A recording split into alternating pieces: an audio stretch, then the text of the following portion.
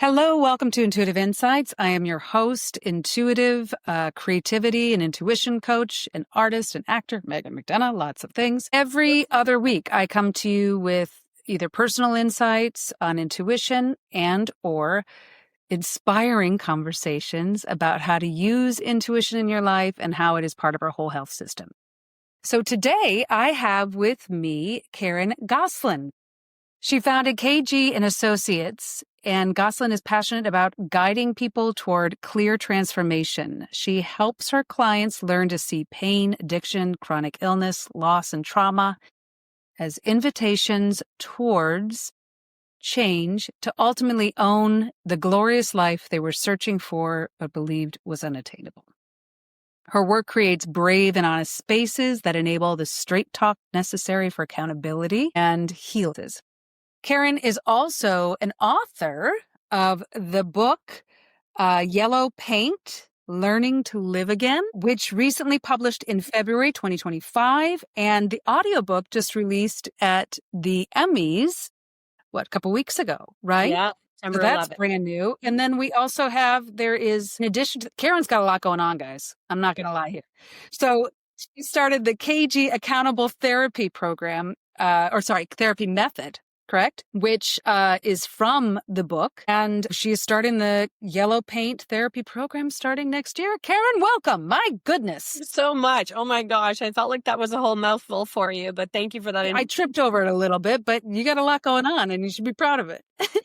I had to get it all out, you know? You know, it's nice when you're going about your day and then somebody introduces you like, yeah, that's right. I got that going on. I got that going on. You're like, oh yeah, I did all that stuff, huh? So Karen, okay, I have a couple of questions for you and then we're just going to rock and roll because I'm sure I have a lot of questions for you besides my two standard, which are, how do you define intuition? So the working definition I use with clients on this is the wise gut that comes from our healthy self. We all have it. It is in our gut and it's from our healthy self. Experiences in our life where we usually received unconditional love and acknowledgement and validation and security. And when we indulge the noise in our head where our wounded self lives, we either don't hear that gut, or if we hear it, we ignore it, override it, defend against it, argue with it. So the intuition is our wise gut, because when we clear out the noise, we usually know what we need to do, what we really want to do, things that will actually get us closer to what we really want in life. So that's my working definition. And the work I do helps clear out the noise, correct the noise so that channel between, what we're thinking about and what we actually really need is clarified and the pathway is clear so we can actually access that intuition that has literally been waiting for us the whole time. That's wonderful. I love that. And so I'm just going to go in the next question I have, but you already answered it, is how to use it in your life. Apparently you pull it into your therapy and your work. And so having said that, what brought about this book, Yellow Paint? Great question. So the short answer is that when I told my daughter, who was 27 at the time, the real story of my life, she looked right at me and said, Mom, you got to write the book. And I was already thinking about it, but it's like, okay, now I've spoken it. Now she said it. Okay, now there's almost like no turning back. And I felt compelled to write the story. The longer answer is that I knew I had a story worth sharing. And it wasn't like there was anything really special about me. I was just free to advertise what a lot of us go through when we hit rock bottom, when we keep getting in our own way and sabotaging ourselves. And I knew that I had figured myself out, not just to overcome, the immediate obstacles, but actually to build my dream life. And I'm proud of that. And I feel really strong about it. And it also informed the work that I was doing. I've been a psychotherapist for over 30 years. So it added to the work that I was already doing. So combined, hearing a little bit about my story that my readers and listeners might identify with, but also talk to the world about the KG Accountable Therapy Method. Because if it worked for me and it's working for my clients, I know it's going to work for the readers and listeners. Talk to me about that. What is the KG Accountable Therapy Method? Yeah, I kind of say it's like a no BS therapist. The bottom line is that when somebody hires me, usually it's been years in the making that people will show up at my door or on my screen where they're in very painfully urgent situations where they've lost jobs or money or relationships or their health. And so when somebody hires me because they want that change that they're needing, I take it very seriously.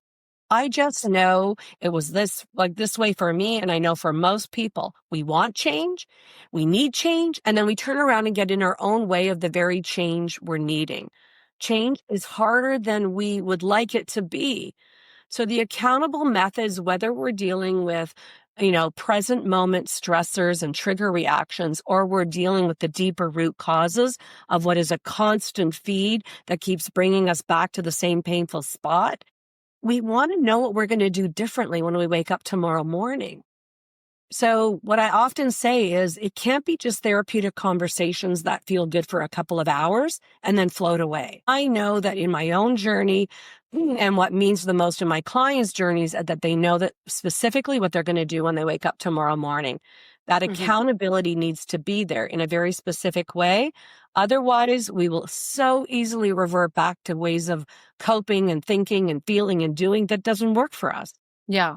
Yeah. Accountability with action, coupled with action. That's it. You got it. So, question on that is there's, in your experience, personal and professional, have you found that there are some common ways that people stand in their own way, that the listeners may recognize and kind of go, oh, crap, I do that. Great. Yeah, that is a good question. So literally it falls into one of three clusters, or some people will combine those. I call it the three-dimensional epee, that sword that had different sides from the same core wound. There are core wounds throughout our emotional development that rest on trust, control, autonomy, worthiness, identity, and intimacy. Those are the emotional developmental goals that mean so much as we're growing up to reach adulthood where we want to create and maintain intimacy. When there are disruptions for life circumstances, relationships, traumas, losses, betrayals, health problems, family dysfunction, those developmental goals are easily disrupted, right? None of us really have perfect lives. But what happens based on birth order, gender, personality traits, we will either ride the aggressive side, the passive side, or the passive aggressive side of those wounds. And that will manifest in either fighting or flighting, or that passive aggressive kind of toxic mixture of both. So people will fight too hard, work too hard. That's what I did. Work too hard, try too hard, control too much, or shut down and flight and escape. Or in that passive aggressive, I might do a little bit of both. I'm not really that happy, but I'm not going to tell you directly. So it really manifests in one of those three clusters. So you have the fight, the escape, and then what was the other one? Sorry. So yes, the fight, the flight, or the passive aggressive part of both. Okay, so it's like a hybrid. Right. So the fight and the flight and then the hybrid. Like I want to fight with you, but I'm not going to. But I'm going to give you like a little sprinkle of what I'm not happy about, but I'm not going to stick around to resolve this with you. Right. And you mentioned core wound. Can you speak to that a little bit more? Like what that might be or look like? Sure. So whenever there's any disruptions in those major developmental life stages that I just mentioned, like from trust to intimacy, right? And if it's significant enough that whatever painful happens, it will change our core beliefs. So develop core beliefs about self, others, life, and love. And when there's a painful experience that's significant enough, those will be altered in a negative way. I'm not good enough. Others can't be trusted. Life is pointless. Love doesn't exist. So that is what creates a core wound, because our core beliefs are altered in a negative way. And I should mention that there is the flip side as well, because when really great things happen, like I mentioned a few minutes ago, the unconditional love and those pieces and security and stability, then we develop core beliefs from our healthy self. So I am good enough. others love me, life is an adventure, and, love is unconditional. So we really want to see, we can all track back. And that's part of my job with clients and the readers, is to help invite them through those developmental stages to understand what was happening for them. Did it go well or did it break you? And if so, how were those core beliefs altered? And then here's the really tricky part with a core wound, is because when we internalize the negative, I'm not good enough, it kind of happens without us knowing. Like, nobody sits you down and say, okay, Megan, like, this is really going to hurt you. And from this experience, you're going to determine you're not good enough. And then you're going to apply that to other situations. Right. It just happens. And some of us wake up and we realize consciously what's happened, but otherwise it happens in the background. And that's the real danger of that core wound, because without us knowing it, we've internalized it, we've generalized it, and now we project it onto our current situations. Mm-hmm. And that's why oftentimes there's like a slippery slope, a domino effect of one problem leading to usually more serious problems. So the book, follows my 7 invitations, 7 big experiences that I had that I internalized negative core beliefs from, that ultimately set me up to have more painful experiences happening until I figured it out. So the 7 invitations, are those like emotional core wounds? Is that where that invitation would come from? Like, say, for instance, like you mentioned, the trust, the love, security, safety, those kind of things. Right. So the core wounds from the negative core beliefs we project onto our current life circumstances will create sabotaging situations and experiences. Yes. So those core wounds kind of come to the surface. So for me, it was in broken friendships, broken partnerships, interruptions in my career. Then it affected my health. And then ultimately, I lost my marriage. So each of these surfaced, core wounds experiences that were coming up because of my internalized core wounds, because of my projection of my negative core beliefs. And until I woke up, I would just apply them. And then I think a lot of us, then we're almost confused about, why did that go so wrong? Why am I sick? Or we blame other people, or we shame ourselves, when really within every invitation to grow, when those core wound beliefs surface, it's an invitation. Yeah, And I love that you say that. I yeah, love the and word we invitation. will miss it. We will miss it because we will shame or blame or be confused or repress or suppress or intellectualize or medicate. The wound itself has a lot of dirty deals to get us through that period of time. And it will, if we're not waking up and the core in the wound itself is running the show, then it will be painful. You will see in the book that the invitations to grow, these life events that are giving us opportunities, they will get increasingly more serious, because the universe is trying to tell us, listen. So for me, for example, I had a core wound of self-worth and control. Yeah. And so I kept bumping up against that. I'm not good enough. I'm the fighter. I rode the aggressive side of the wound. And I kept pushing people away. And I'd be like, where's everybody going? What's wrong with everybody? And that all culminated 2002. Husband says, I can't deal with this anymore. I even said in the first chapter, I'm a complete bitch to live with. I was sick. I had interruptions in my life, and I'm blaming everybody. That's just what fighters do. So when he walked out, I was like, okay, this is now unbearable. And I did have a yellow paint moment that was quite literal. My parents were showing up to paint a room in my house the next day. It kind of gave me that interruption. But it was what I did with that interruption. And thank God I finally woke up, dropped the boxing gloves, could recreate and re-understand my history in a different way that informed me. And I had to go right back, and I helped clients go right back to the original wounding experience to understand, why was I not feeling good enough? Why was I trying so hard to control everything? And what had I personalized that had nothing to do with me? And that's part of the wake up. Absolutely. Yeah, as you were talking about that, I mean, I wrote down the invitations, 7 invitations, because I just love that you call them that. I try, especially with my kids, the word hard drives me crazy. When someone says, oh, but it's hard, I'm like, yeah, so what? Like maybe you should shift that word to something like hard to me says there's a wall in front of my face and I can't do it. Hard to me says can't. Sure. Whereas challenging says it's going to be difficult, but I'm going to try. I'm going to get myself involved. Right. There's no doubt that I'm going to stop. Right. So every time something is challenging, it's an invitation for growth, right? It is. It And is. Because there will be like you pain. were saying about It will be hard. It awareness. will be hard. Yes, it is going to be hard. And nothing in life is easy. Who told people this? Well, I mean, I remember my mom as a makes kid things very saying, easy. life isn't fair, and I was always kind of like, well, screw you. That's a terrible thing to say to me, Yeah. But I hear my kids saying it. I don't say life isn't fair to them, but I hear that it's not fair. Mm-hmm. And it's interesting to me that we come in with this. It's like we all think somehow subconsciously that life should be fair, And then as we grow up, we realize it's not. It's not fair, but it is. The fairness isn't everybody gets the same amount. The fairness is everybody gets the amount they need for the lessons they are learning in this life. Yeah.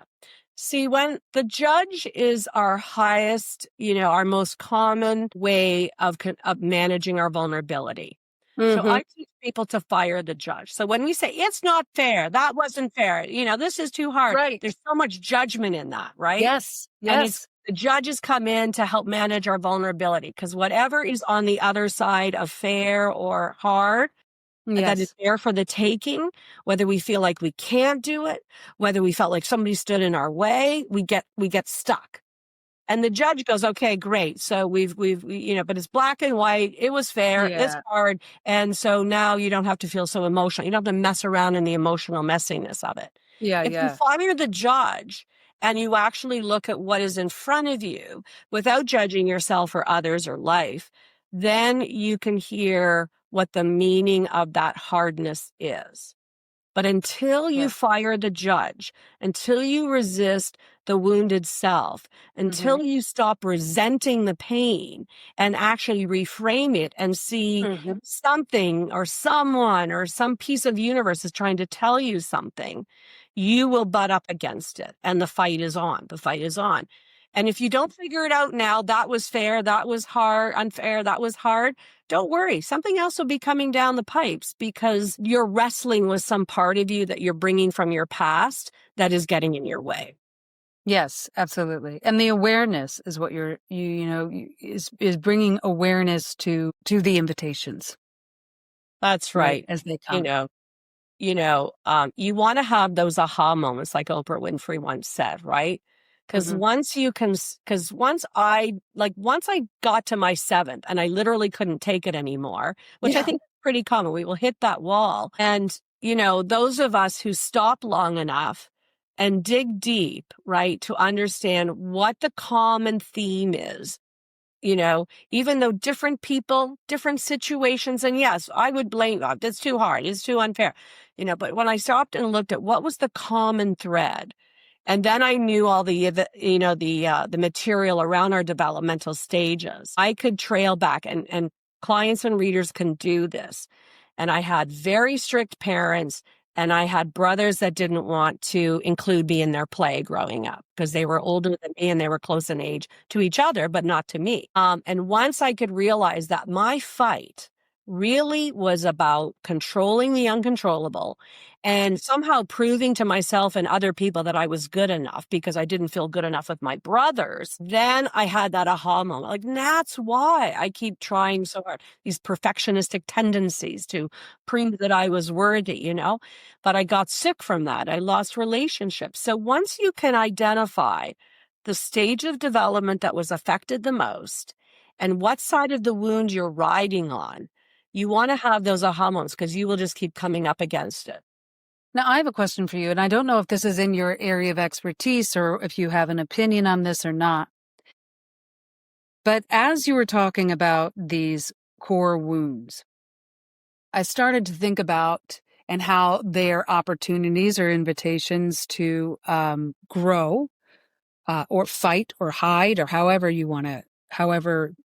you choose, which path you choose, wrote down the word narcissist. And I am wondering what your thoughts are, because it feels as though societally, and this is something I've been talking with other parents about, and just in general, that the next generation, my kids' generation, they're afraid to fail and they're afraid to try. And, and we're taking selfies all day. Do you know what I'm saying? So, and then we're also pumping them up with a lot of self-love.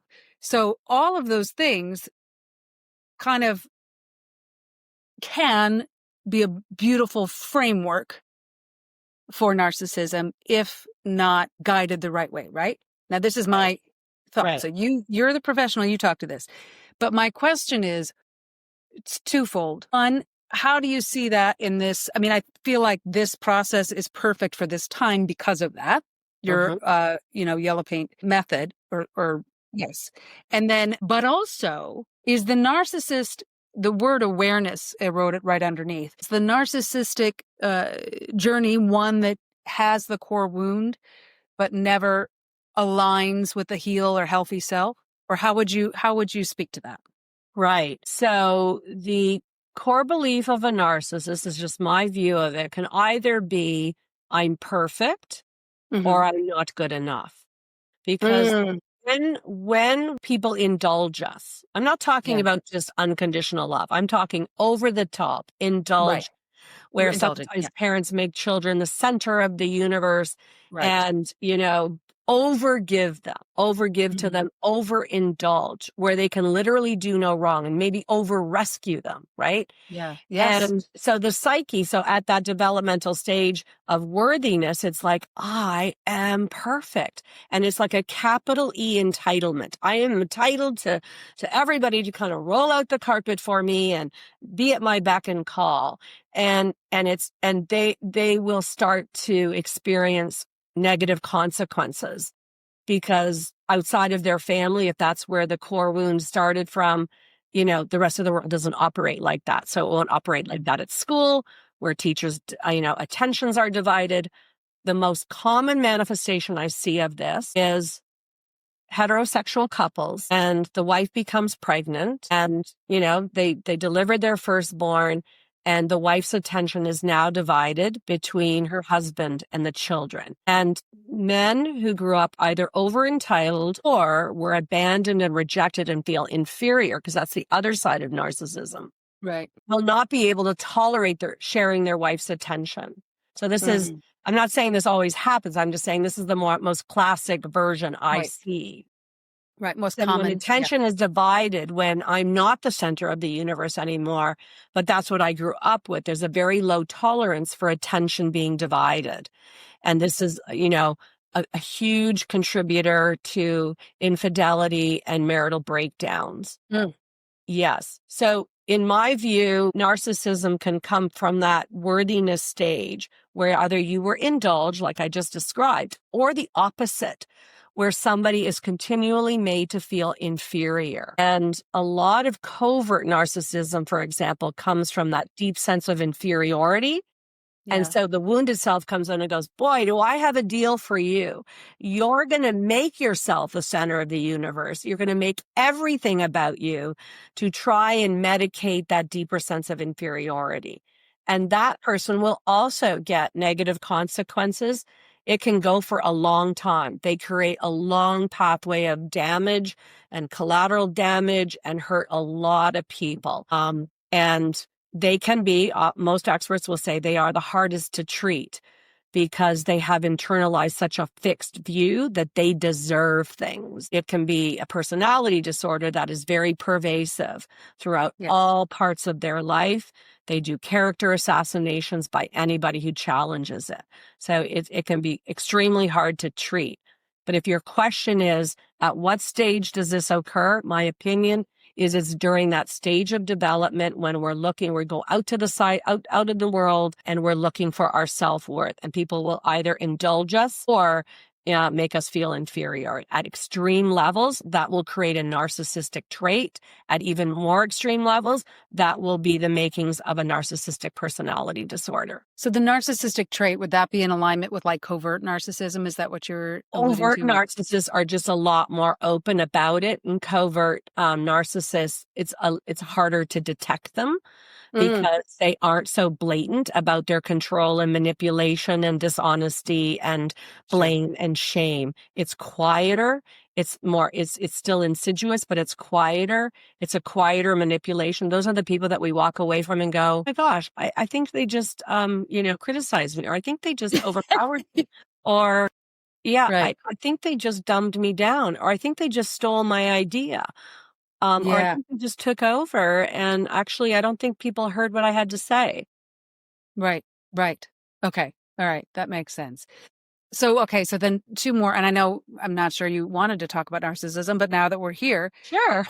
it just seems to me that this framework that you've put forth would be, because in my unprofessional experience, something happens to the narcissist, like you explained perfectly, and they choose the path of fixed defense constantly, Yeah. right? It's So overcompensation. Yeah. overcompensation in one direction or another, right? That's right. That's But right. so when you're talking about these core wounds and working through them, but it does require awareness, right? That's right. Or the That's right. ability to be aware, or even the notion to, well, also on this, narcissists might think that they're aware and therefore not have to be aware. Is that That's correct? right.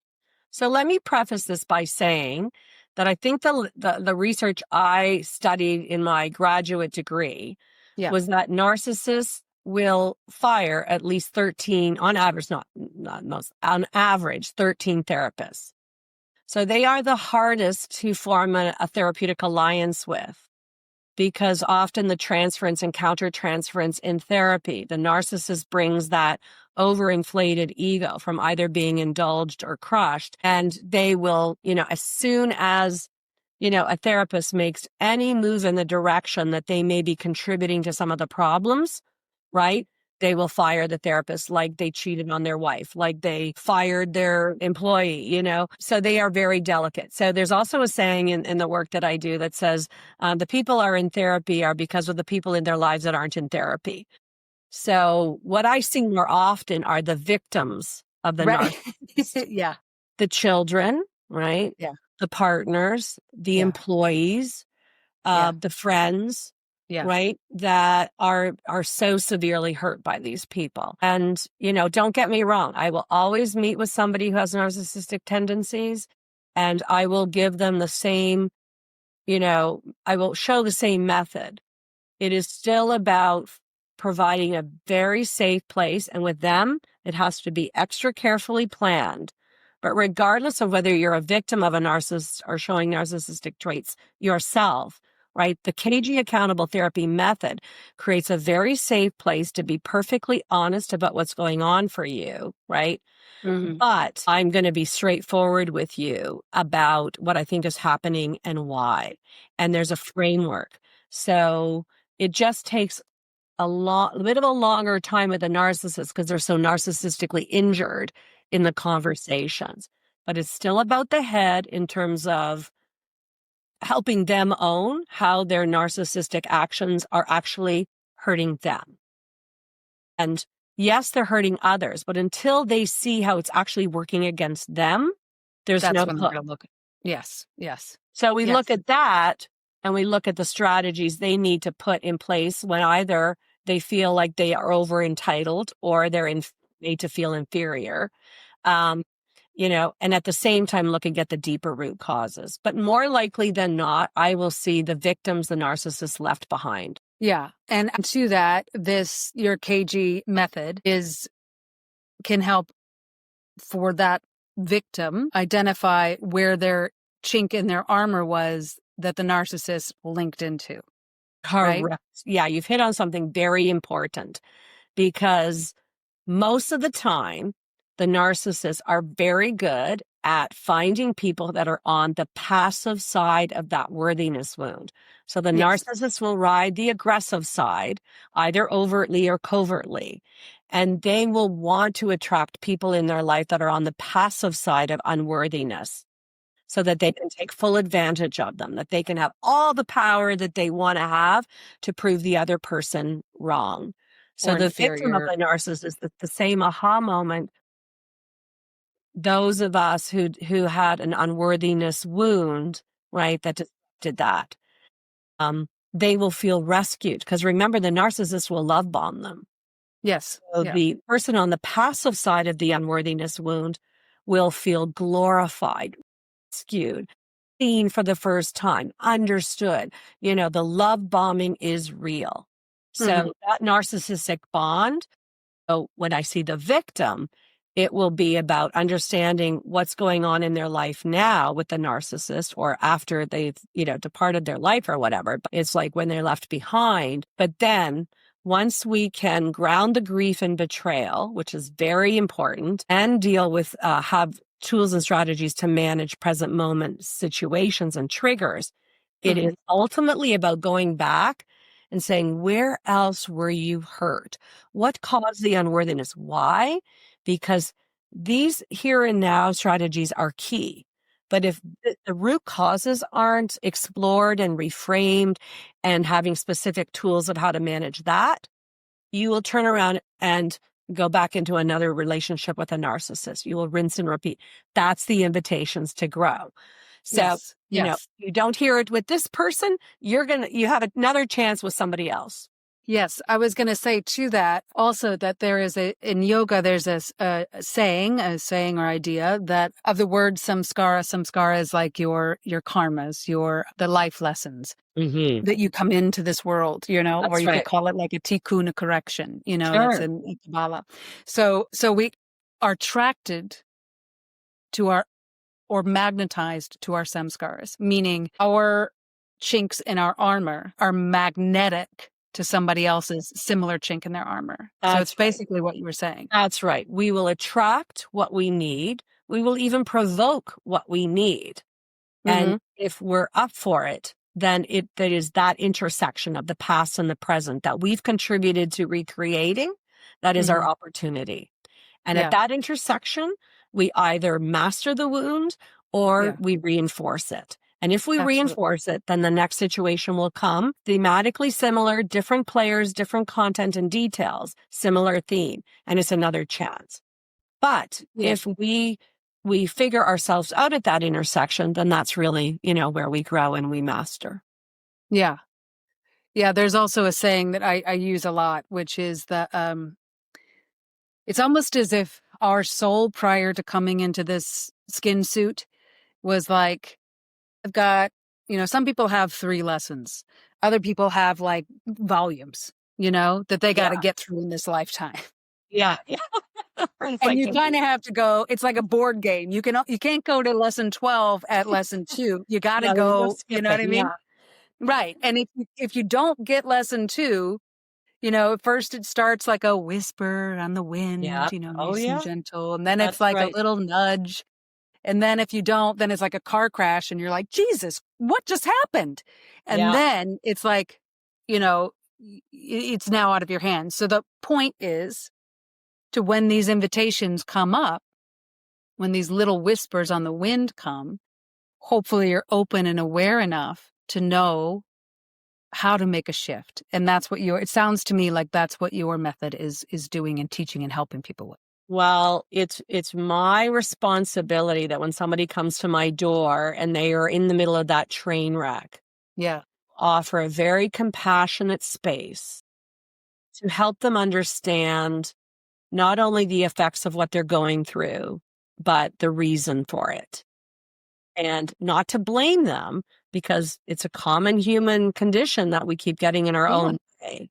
But it's like, where is all this coming from? It's not even about blaming the other people in the past that hurt them because they were imperfect too. But it's about broadening the story and deepening the narrative. And when that's all uncovered, right, then we can like almost like let go. Not like let go, like I don't want to talk about it, but let go of the fight or the flight. It turns out that or the attachment to it. Yeah, that's right. That's right. So I don't it's have the attachment. I keep seeing this like the ball root, when you're pulling weeds And if you just pull the top of the weed, the damn thing comes back. That's But a if you great get that analogy. ball root and get it out of there, we're clean, you Yeah. know? Yeah, because otherwise it just sprouts up again, right? And, It does. so some people, not everybody is ready at the time, but it's my job to kind of almost amplify it in a safe enough way that Yeah. creates that motivation, because you don't want to, I'll say to people, you don't want to be back here in 5 years after Right. your next divorce, after Right. you lost another job, after you're even more sick. Right. So it's about illuminating it in a way that is so self-compassionate that I don't have Mm. to blame myself or anybody else. I just have to recognize the story I've been living and the Yes. power behind that story and the opportunities that await me in terms of like, how do I figure this out and what I can do differently. It But my sounds real like you passion, offer you're like the lens crafters for emotional core yeah, emotional wounds, yeah, right? So you're like, here, try this prescription for that one. Try that's this right. prescription for that. I Look think at it's everything fresh, new, and different. Yeah. Yeah, and I think it's because I just had such a dramatic journey through all of that. I was bedridden for 2 years with my illness. I mean, My goodness. everything came to a halt. Like, Yeah. finally, my body said, "Okay, like, if you're not gonna figure this out, we're gonna stop you," you know? Um, Yeah. and so, I had a dramatic turn where I went from being in bed for 2 years, where I lost my marriage, interrupted a career, and felt like I was losing my daughter, Mm. and then, the interruption happened. I made use of the interruption, and I didn't just like, okay, now I feel better, I can go back to work. It was like I just kept going. And Yes. like my friends will say, you have such a thirst for life. And I'm like, right, because once you get on the other side of that, there is so much that life can offer and to take full advantage of and really make the most out of every day. And I just have that power within me. And that's my commitment to my clients. Not that we all have to feel the same, but to feel the glory of life and to take steps every day that get you closer to what you really want, rather than being tempted to do what you want that gets you farther away from what you really want. So there's just so many pieces to this. And that was really why I wrote the book, because I know if I could do it, that I could invite readers and listeners to finding their own yellow paint moments within Mm. these invitations to grow, within these wounded core beliefs. And so the book is full of charts and appendices that help readers fill out their own, life Love histories to that. figure out what they've internalized. I love that. And I was also thinking when you were saying that, I was like, they're like beautiful gifts wrapped in ugly wrapping paper.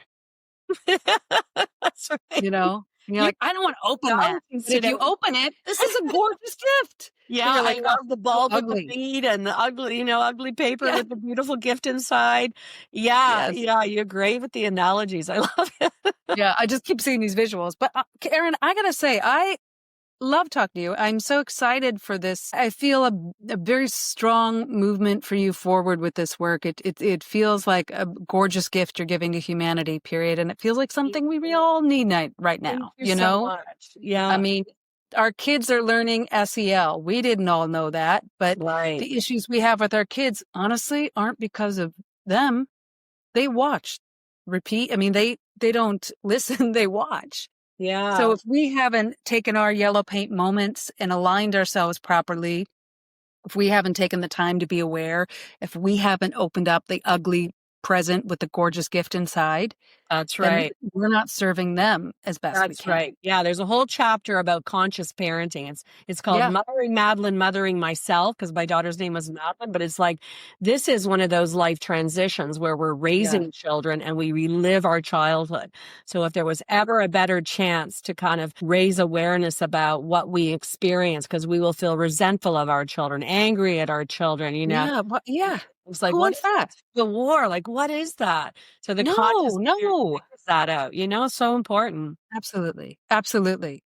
So, okay, the book is called Yellow Paint Learning to Yeah. Live Again. There Yeah. it is. It's beautiful. I Thank you. also want to say, as a mother and someone who juggles and drives a lot around town with the kids, I'm so excited about the audiobook. Yes. So Yeah. that's now offered anywhere. And do you Yes. have PDFs? downloadable PDFs for the Yes. work. Wonderful. Yes. Okay. So we just launched the audiobook at the Emmys. I'm thrilled about the audiobook for three big reasons, right? Because I used a voice coach to learn how to narrate the book. Beautiful voice. It's a very different voice on the audiobook. My trainer kind of helped me drop my octaves. So even my friends don't recognize my voice on the audiobook. You're like, Yeah. hello, this is So Karen because it's Gosslin. my story. So of course, me telling the story made sense. The book is written in first person. It's an invitation. So me speaking right to the listener, it's just so powerful. And the third reason I love the audiobook, almost more, I think, than the printed book, was because each chapter invites the reader into a song. So you drop into the chapter through a lyric, a meaningful lyric that sets the tone of that chapter. And so when we used the production team down in Minnesota and we got 9 of the copyright licenses to the 12 songs that were in the book, we could load in the music. So That's nice. of each chapter behind the lyrics.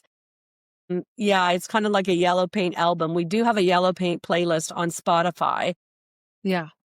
I think I love that. I'm going to look that up. And you were asking about the PDF. So yes, when you purchase the audiobook, whether it's on Audible, Amazon, or Apple Books, they're on all those platforms, you will have access to the downloadable PDF companions.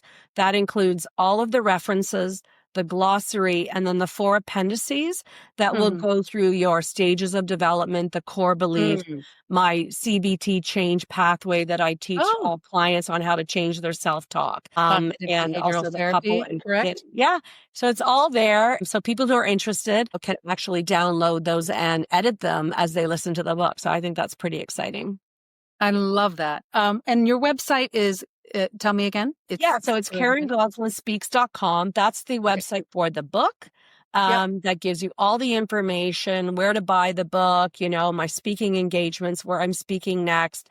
And KarenRSW.com, KarenRSW.com. Yeah, that's my website to my KG and Associates, the private practice. So wonderful. we serve clients all over the world, in person and virtual, on different formats. If people are interested in actually, participating in a KG accountable therapy method program, to understand how they can stop getting in their own way and, find a glorious life. Stay aware of the yellow paint therapy program launching next year.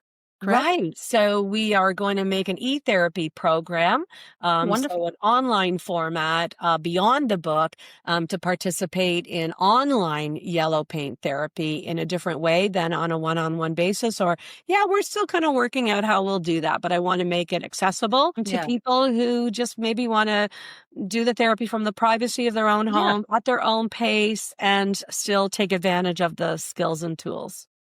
I love that. And I have to say, I have a saying that is, vulnerability is our superpower. And when we share it, we not only empower ourselves, but we empower others to share theirs as well. So thank you so much for sharing your vulnerability with me today. Thank you for having me. Thank you for all your analogies. I'm so excited for this book. I can't wait. This is It's very exciting. And Karen, Karen is all over giving major talks. Check out her website, and hopefully you'll find a place near you where she is coming to give a talk or some kind of workshop. And we're spreading the yellow paint movement, spreading the word, trying to reach as many people as possible that can benefit. I personally think we all benefit from that higher level of awareness, but my passion is about knowing what you're going to do differently, not just like an idea about it, but something very specific. And once we tease that out and you know what that is, then you can be really accountable to yourself. Because if I know, or I have a general idea, but then I don't really know how to execute that, and then the wounded self is saying, don't bother. It's not going to change. Nothing's going to get better. Actionable accountability. You got it. You got it. Thank you so much, Karen. I just enjoyed talking to you today, and hope to talk to you again soon. Thank you so much for having me, Megan. I hope this was useful for your listeners. It was very useful for me. All right. Have a great day. We'll talk to you soon. See you in a couple weeks. Bye.